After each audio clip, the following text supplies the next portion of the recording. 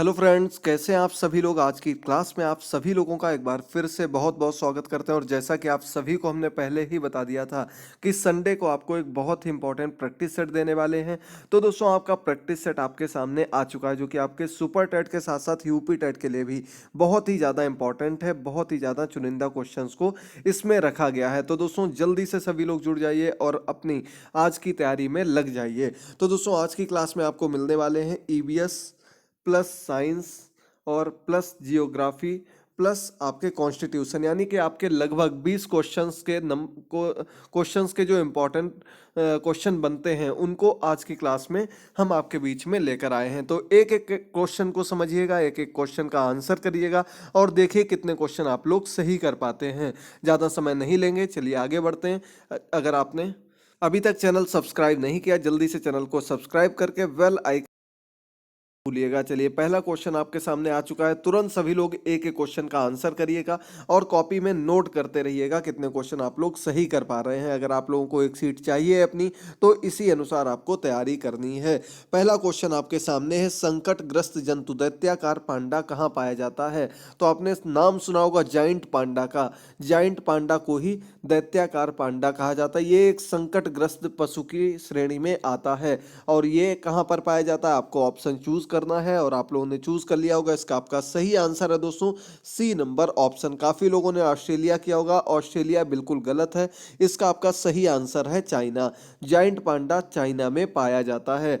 चलिए बढ़ते हैं क्वेश्चन नंबर सेकंड की ओर। सेकंड क्वेश्चन आपके सामने है, निम्न में से किस मिट्टी का निर्माण लावा से होता है। इनमें से कौन सी मिट्टी आपको ऐसी लगती है जिसका निर्माण लावा से होता है। इसके पहले आपको पता होना चाहिए कि आखिर लावा आता कहाँ से है। तो आपको बता दें दोस्तों, लावा जो है ये आपका जो ज्वालामुखी विस्फोटन होता है, ज्वालामुखी विस्फोट होता है, उससे जो लावा निकलता है, उससे जो गर्म पदार्थ निकलता से हमारा लावा बनता है। और ये जब मिट्टी में मिल जाता है, मिट्टी को जला देता है अपने साथ में, तो इससे काली मिट्टी का निर्माण होता है। जी हाँ दोस्तों, इसका आपका सही ऑप्शन हो जाएगा यहाँ पर ए नंबर ऑप्शन, याद रखिएगा। ठीक है, चलिए आगे बढ़ते हैं क्वेश्चन नंबर 3 की ओर। थर्ड नंबर क्वेश्चन आपके सामने आ चुका है। सभी लोग जुड़ते रहिएगा, जल्दी से जुड़ जाइएगा और आज की इस क्लास को जरूर अधिक से अधिक शेयर करिएगा।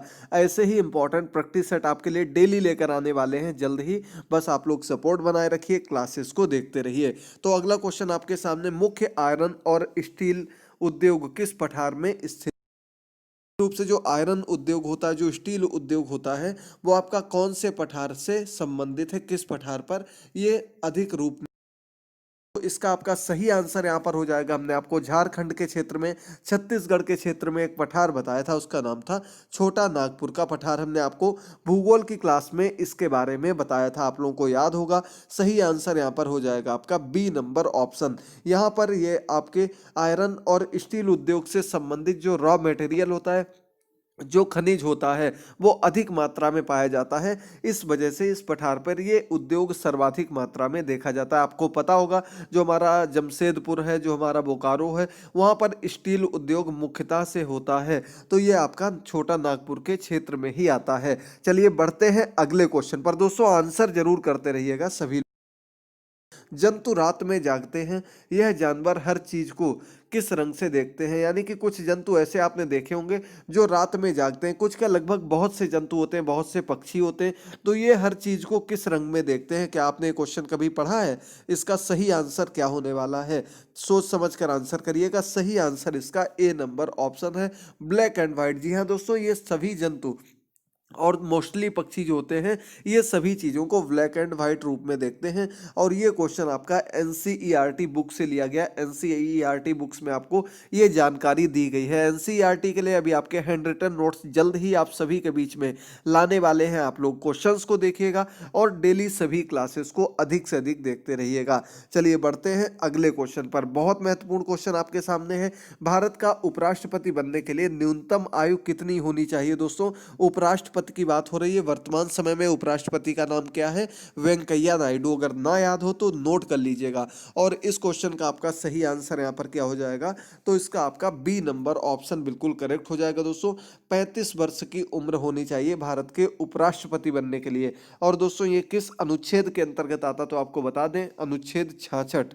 3 के बी नंबर में इसके बारे में बात की गई है। इसमें बताया गया कि भारत के उपराष्ट्रपति की जो न्यूनतम उम्र, मिनिमम उम्र है 35 वर्ष होनी चाहिए। इसके साथ ही साथ सिर्फ उपराष्ट्रपति की ही नहीं बल्कि राज्यपाल की और राष्ट्रपति की, इनकी भी न्यूनतम उम्र जो होती है कितनी होती है, 35 वर्ष की उम्र होती है। लोकसभा का सदस्य होने के लिए उम्र कितनी चाहिए, ये 25 वर्ष की उम्र चाहिए है।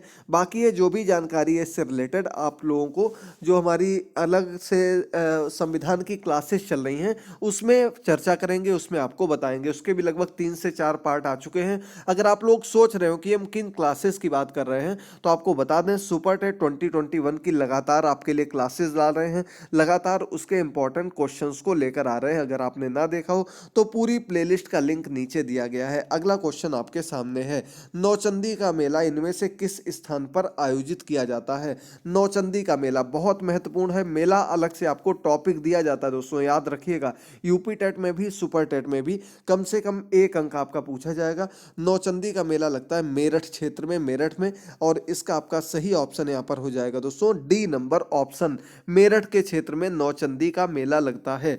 चलिए बढ़ते हैं अगले क्वेश्चन पर। क्वेश्चन नंबर 7 आपके सामने है, वांदीपुर राष्ट्रीय उद्यान कहां पर स्थित है। राष्ट्रीय उद्यान भी एक ऐसा सिलेक्टेड टॉपिक है जहां से 100% आपको 1-2 क्वेश्चन।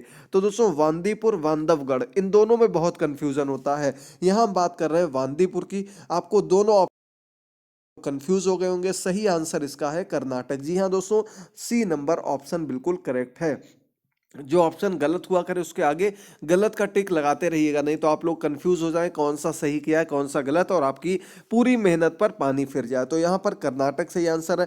अगर वांदीपुर की जगह बांधवगढ़ पूछ देते तो आप लोगों का आंसर मध्य प्रदेश सही होता, और काफी लोगों ने वांदीपुर में भी मध्य प्रदेश कर दिया होगा। इसलिए ऐसी गलती मत करिएगा, आगे से याद रखिएगा। बांधवगढ़ मध्य प्रदेश, वांदीपुर जो है आपका कर्नाटक में स्थित है।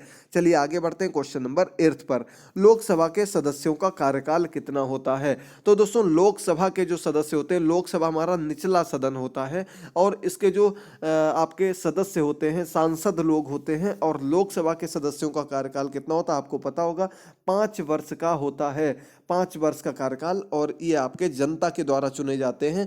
बी नंबर ऑप्शन बिल्कुल करेक्ट हो जाएगा। इसके अलावा आपका ऊंचा जो सदन होता है, उच्च सदन जो होता है, उसे हम राज्यसभा का नाम देते हैं, और उसके सदस्यों का कार्यकाल कितना होता है, उनका कार्यकाल 6 वर्ष का होता है। सिलेक्टेड क्वेश्चंस हैं, पूरी जानकारी है, फिर याद करिएगा, आगे ऐसे ही क्वेश्चंस फिर कराएंगे, रिपीट भी कराएंगे, तो देखते हैं कितने लोगों को कितने क्वेश्चन याद रहते हैं। कल शाम को 6:30 बजे की आपकी लाइव क्लास होने वाली है दोस्तों, आप लोग उसके लिए कितना तैयार हैं, कितना रेडी हैं, जरूर बताइएगा। कल शाम को 6:30 बजे हमारी लाइव क्लास होगी, सभी लोग उस क्लास से जरूर जुड़िएगा। अगला 9 नंबर क्वेश्चन है, एक बालक अपने परिवार के साथ केरल जाता है, वहां उसे ऊंचे वृक्ष दिखाई देते हैं जो उसे गृह नगर शिमला के ऊंचे वृक्षों से भिन्न लगते हैं। उसने केरल में कौन से वृक्ष देखे। केरल कहां पर है, साउथ में है, बिल्कुल नीचे है, आप लोगों को पता होगा। केरल को मसालों का राज्य कहा जाता है। इसके अलावा केरल में अधिक मात्रा में जो रेतीली भूमि है, समुद्र के किनारे का एरिया है, वहां पर मुख्य रूप से आपको नारियल दिखाई देते हैं। नारियल बहुत अधिक मात्रा में केरल में देखा जा सकता है, और यहाँ पर आपका correct answer C number option हो जाएगा, जो कि आपके शिमला में नहीं पाए जाते हैं। शिमला हिमाचल प्रदेश में है, ठंडा क्षेत्र है, वहां पर सेब की खेती होती है, सेब बहुत अधिक मात्रा में होता है। इसके अलावा सेब के अलावा आपके ड्राई फ्रूट्स भी होते हैं। मोस्टली ड्राई फ्रूट आपके जो ऊपर का एरिया, जम्मू कश्मीर हो गए, हिमाचल हो गए, यहीं से पाए जाते हैं, और जो वैसे मसाले होते हैं, सब्जी वाले मसाले, वो केरल से आते हैं, याद रखिएगा। अगला क्वेश्चन नंबर 10, भू पारिस्थितिकी तंत्र में ऊर्जा का सबसे महत्वपूर्ण स्रोत क्या होता है। भू पारिस्थितिकी तंत्र में यानी कि हमारा जो इकोसिस्टम है, इकोसिस्टम में ऊर्जा का सबसे महत्वपूर्ण स्रोत, कैसा भी पारिस्थितिकी तंत्र पूछ दिया जाए, आपको हमेशा याद रखना ऊर्जा का सबसे इंपॉर्टेंट, सबसे महत्वपूर्ण, सबसे बड़ा स्रोत जो है वो क्या है, सूर्य है, सूर्य का प्रकाश है। विटामिन डी हमें जिससे मिलती है, जिसकी कमी से रिकेट्स रोग हो जाता है, आप लोगों को याद होगा, सूखा रोग हो जाता है, वो सब चीजें आपको कौन प्रदान करता है, सूर्य प्रदान करता है। इसकी कमी बिल्कुल भी नहीं होने देनी है। अगला क्वेश्चन आपके सामने है, क्वेश्चन नंबर 11, विश्व की सबसे ऊंची पर्वत चोटी माउंट एवरेस्ट इनमें से किस देश में स्थित है। माउंट एवरेस्ट का नाम आपने सुना होगा। विश्व की सबसे ऊंची पर्वत चोटी है 8,848 मीटर इसकी लंबाई है, आप लोगों को पता होगा। और ये आपकी कहाँ पर स्थित है, तो इसका मोस्टली भाग जो है वो नेपाल में स्थित है, इसीलिए इसको कहाँ का माना जाता है, नेपाल का माना जाता है। इसके अलावा कुछ एरिया इसका चीन में भी पड़ता है, लेकिन आपको याद रखना है नेपाल बिल्कुल करेक्ट आंसर हो जाएगा। ठीक है दोस्तों, और ये आपका माउंट एवरेस्ट नाम है, हिमालय की पर्वत चोटी है जो कि आपके नेपाल में स्थित है। K2 जो है वो आपकी इंडिया की सबसे ऊंची चोटी है। चलिए आगे बढ़ते हैं क्वेश्चन नंबर 12 पर। 12 नंबर क्वेश्चन है, किस राज्य में वन क्षेत्र का प्रतिशत अनुपात सबसे अधिक है। सबसे पहले आपको क्वेश्चन समझना है, आपको एरिया के अकॉर्डिंग वन अनुपात बताना, यानी कि वन आवरण, किस क्षेत्र में किस राज्य में वन आवरण जो वहाँ है उसके अनुसार वन आवरण का प्रतिशत अनुपात जो है वो सर्वाधिक है। तो यहां पर आपका करेक्ट आंसर हो जाएगा दोस्तों मिजोरम। ठीक है, कंफ्यूज मत होइएगा, मिजोरम बिल्कुल करेक्ट आंसर है। मिजोरम के बाद आपका अरुणाचल प्रदेश आ जाता है, और लगभग मिजोरम का 85% एरिया ऐसा जो वन से घिरा हुआ है। और यहां पर यही क्वेश्चन पूछा गया था, वन आवरण का जो प्रतिशत सर्वाधिक है वो कहां पर है क्षेत्रफल के मुकाबले।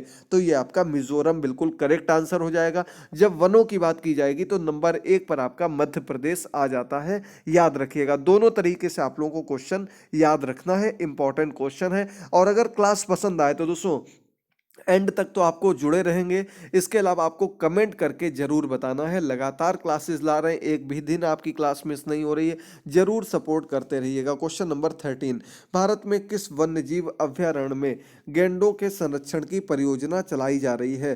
तो गैंडों के संरक्षण की परियोजना हमने आपको पहले भी बताए थे, एशियन गैंडा, एक सींग वाला गैंडा या कोई भी गैंडा हो, वो सबसे ज्यादा कहाँ पर होता है, कहाँ परियोजना चलाई जा रही है, काजीरंगा। काजीरंगा हमने आपको कहाँ बताया था, काजीरंगा हमने आपको असम में बताया था। तो यहाँ पर आपका करेक्ट आंसर हो जाएगा ए नंबर ऑप्शन असम, बिल्कुल सही आंसर है दोस्तों। काजीरंगा नेशनल पार्क ये आपका गैंडों के संरक्षण के लिए प्रसिद्ध है। चलिए बढ़ते हैं अगले क्वेश्चन पर। अगला क्वेश्चन 14 नंबर क्वेश्चन है, हाल ही में राष्ट्रीय हैंडलूम दिवस कब मनाया गया। महत्वपूर्ण क्वेश्चन है, दिवस से भी एक दो क्वेश्चन आएंगे, लेकिन दिवस में ये कंफर्म नहीं कहा जा सकता कि क्वेश्चन कहाँ से आएगा, इसलिए एक एक दो दो दिवस आप लोगों को ऐसे ही याद रखने हैं। सही आंसर यहाँ पर हो जाएगा 7 अगस्त, राष्ट्रीय हैंडलूम दिवस आपका मनाया गया था 7 अगस्त को, याद रखिएगा। चलिए बढ़ते हैं अगले क्वेश्चन पर। अगला क्वेश्चन आपके सामने है 15 नंबर क्वेश्चन, इनमें से जलाओ कृषि का नाम दिया गया। ये एक महत्वपूर्ण क्वेश्चन है, यूपी टेट में अलग अलग तरीके से क्वेश्चन कई बार पूछा गया। जब आपको काटो और जलाओ कृषि की बात की जाए तो आप लोगों को याद रखना ये आपकी स्थानांतरण खेती कहलाती है। स्थानांतरण खेती कहाँ पर होती है, नॉर्थ ईस्ट का जो हमारा क्षेत्र था वहाँ पर लोग कैसे होते हैं, लोग एक स्थान से दूसरे स्थान पर घुमंतु लोग होते हैं। तो वो थोड़े दिन एक स्थान पर कृषि करते हैं, इसके बाद उस स्थान को छोड़कर वहाँ की कृषि को कंप्लीट करके वहाँ पर आग लगा देते हैं और दूसरे स्थान पर चले जाते हैं। इससे जो मिट्टी की उर्वरा शक्ति है वो समाप्त हो रही थी, इसकी वजह से इसे पूरी तरीके से प्रतिबंधित कर दिया गया है दोस्तों। पूरी तरह से ये कृषि बंद कर दी गई है, आप लोगों को याद रखना है। स्थानांतरण खेती इसका नाम रखा गया, याद रखिएगा। 15 क्वेश्चंस कंप्लीट होते हैं। बढ़ते हैं अगले क्वेश्चन पर। तो क्वेश्चन नंबर 16 आपके सामने है, किस भारतीय राज्य की तट रेखा सबसे लंबी है।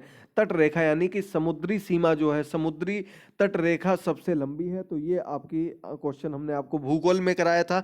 सही आंसर यहाँ पर हो जाएगा दोस्तों गुजरात। गुजरात राज्य की तट रेखा जो है वो सबसे लंबी है और लगभग 1200 किलोमीटर के क्षेत्र में ये आती है। और जबकि हमारा पूरा जो समुद्री तट रेखा का क्षेत्र है वो लगभग 6000 किलोमीटर के अंतर्गत आता है। तो ये गुजरात राज्य की तटरेखा सबसे लंबी मानी जाती है। चलिए बढ़ते हैं अगले क्वेश्चन पर। निगम कर इनमें से किसके द्वारा अधिरोपित किया जाता है, यानी कि किसके द्वारा लगाया जाता है। तो इसका सही आंसर हो जाएगा दोस्तों केंद्र सरकार के द्वारा। जो निगम कर लगता है उसे लगाने वाला कौन है, केंद्र सरकार है। किसके अंतर्गत आता है, प्रत्यक्ष कर के अंतर्गत आता है। लेकिन इसमें हिस्सा कौन कौन लेता है, तो सभी लोग लेते हैं, राज्य, राज्य के बाद जिला स्तर पर और केंद्र स्तर पर। लेकिन लगाने वाला, अधिरोपित करने वाला केंद्र ही होता है। अगला क्वेश्चन आपके सामने है 18 नंबर क्वेश्चन, कुचिपुड़ी नृत्य किस राज्य का प्रसिद्ध नृत्य है। कुचिपुड़ी नृत्य की यहाँ पर बात कर रहे हैं तो ये दक्षिण भारत का एक प्रसिद्ध नृत्य शैली के अंतर्गत आता है, जो कि आंध्र प्रदेश का प्रसिद्ध नृत्य है। याद रखिएगा, सही आंसर यहाँ पर आपका क्या हो जाएगा, ए नंबर ऑप्शन आंध्र प्रदेश बिल्कुल करेक्ट आंसर है। जगन मोहन रेड्डी यहाँ के मुख्यमंत्री हैं। चलिए बढ़ते हैं अगले क्वेश्चन पर। अगला क्वेश्चन आपके सामने है 19 नंबर क्वेश्चन और आंध्र प्रदेश से ही संबंधित है। सुबह की लाइव जो हमारी करंट अफेयर की क्लास थी उसमें हमने आपको एक क्वेश्चन कराया था। क्वेश्चन है कि आंध्र प्रदेश के मुख्यमंत्री जगन मोहन रेड्डी ने कौन कौन सी राजधानियां घोषित की हैं। तो आपको पता होगा दोस्तों, 3 राजधानियों वाला देश का पहला राज्य जो है वो आपका आंध्र प्रदेश है। जो वहाँ पर बंटवारा हुआ था, तेलंगाना एक अलग राज्य बनाया गया। उसके बाद आंध्र प्रदेश की 3 राजधानियां की हैं जगन मोहन रेड्डी ने, और वहाँ के राज्यपाल ने इसकी पुष्टि भी कर दी है उस पर हस्ताक्षर करके। तो यानी कि 3 राजधानियां, एक आपकी अमरावती, दूसरी विशाखापत्तनम, तीसरी कुर्नूल है। तो इसका सही आंसर यहाँ पर उपरोक्त सभी हो जाएगा, का याद रखिएगा। बढ़ते हैं क्वेश्चन नंबर 20 की ओर।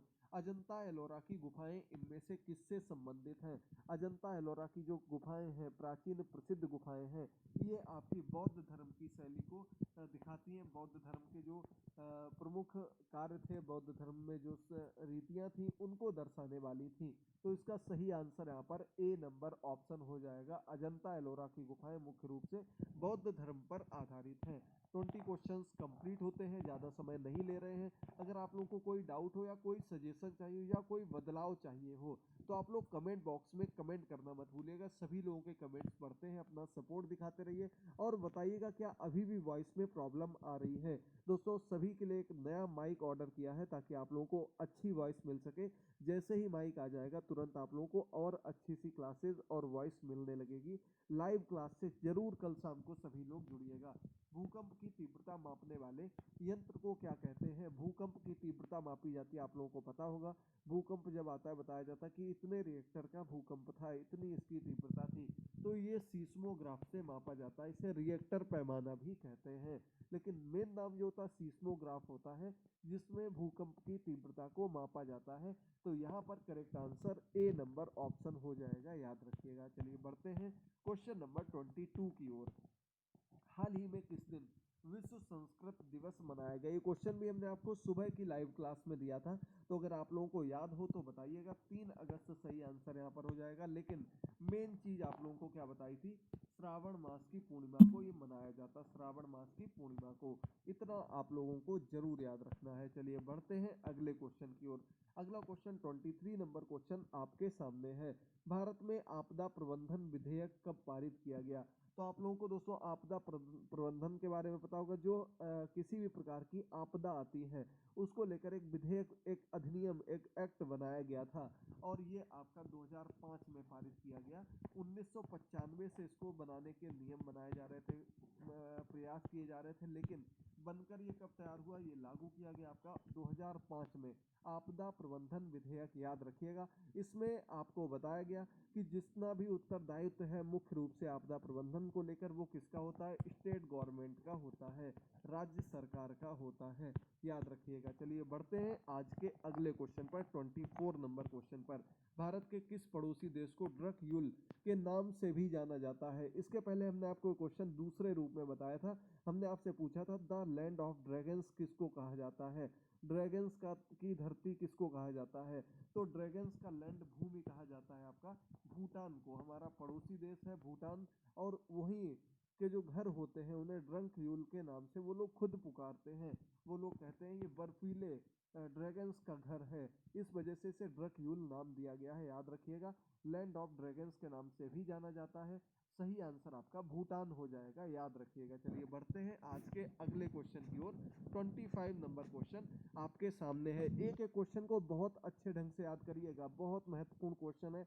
अलग अलग टॉपिक, अलग अलग सब्जेक्ट को कवर कर रहे हैं। 25 नंबर क्वेश्चन, भारतीय संविधान के किस भाग में मौलिक कर्तव्यों का उल्लेख किया गया। किस अनुच्छेद के किस भाग में किया गया, भाग पूछा गया है। तो आप लोगों को पता होगा दोस्तों, मौलिक कर्तव्य आपके मूल संविधान में नहीं जोड़े गए थे, इन्हें संविधान संशोधन के बाद ऐड किया गया था। संविधान के जो हमारा 76वां संशोधन हुआ था, उस 44वां संशोधन जो 1976 में हुआ था, सॉरी, उसमें ये आपके मौलिक कर्तव्यों को जोड़ा गया था, जो कि कहाँ से लिए गए थे, रूस से लिए गए थे, याद रखिएगा दोस्तों। रूस से आपके ये मूल कर्तव्य लिए गए थे और ये आपके भाग 4 में दिए गए, भाग 4A में इनको जोड़ा गया है। मेन आपको दोनों पॉइंट याद रखने हैं। मौलिक कर्तव्यों की यहाँ पर बात हो रही दोस्तों, याद रखिएगा। चलिए बढ़ते हैं अगले क्वेश्चन पर, 26 नंबर क्वेश्चन। वैश्विक तापमान की घटना में सर्वाधिक योगदान किस गैस का रहा है? देश नहीं है दोस्तों, गैस यहाँ पर है, आप लोग करेक्ट कर लीजिएगा। और किस गैस का योगदान सर्वाधिक है? तो CO2 गैस हमने आपको बताया था। मुख्य रूप से कौन सी गैस होती है ग्लोबल वार्मिंग के लिए? तो आपकी carbon dioxide gas global warming के लिए मुख्य रूप से जिम्मेदार गैस है। साथ ही साथ जो हमारी एक आप ग्रीन हाउस इफेक्ट, उसके लिए भी जिम्मेदार मुख्य रूप से यही CO2 गैस होती है, याद रखिएगा। चलिए बढ़ते हैं अगले क्वेश्चन पर। उम्मीद करते हैं आपको सभी क्वेश्चंस बहुत अच्छे लगे होंगे, क्लास भी अच्छे से समझ में आ रही होगी। 27 नंबर क्वेश्चन है, रेड डेटा बुक किस प्रकार के डेटा रखते हैं, यानी कि रेड डेटा बुक में मुख्य रूप से किसके बारे में डेटा पाया जाता है? तो रेड डेटा बुक आपने पढ़ा होगा, इसमें मुख्य रूप से जो जीव जंतु लुप्त हो गए हैं या लुप्त होने की बिल्कुल कगार पर हैं, विलुप्त हो गए हैं, उन प्रजातियों का ब्यौरा इसके अंतर्गत रखा जाता है। इसे बनाने वाली संस्था का नाम है IUCN।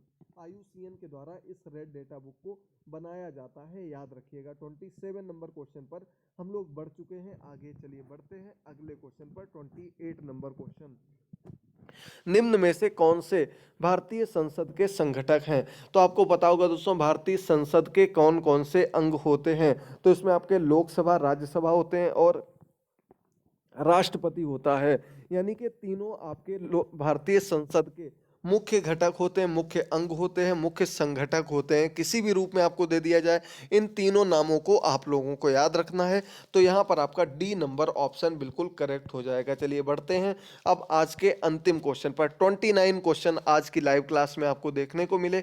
जरूर बताइएगा आज की क्लास कैसी लगी। अंतिम क्वेश्चन आपके सामने दिया गया है, भारतीय वानिकी संस्थान कहाँ पर स्थित है? वानिकी संस्थान है दोस्तों, संस्थान उत्तराखंड के कहां पर?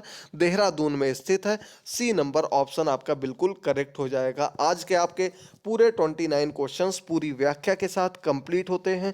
उम्मीद करते हैं क्लास आपको बहुत पसंद आई होगी, क्वेश्चंस आपके बिल्कुल क्लियर हुए होंगे।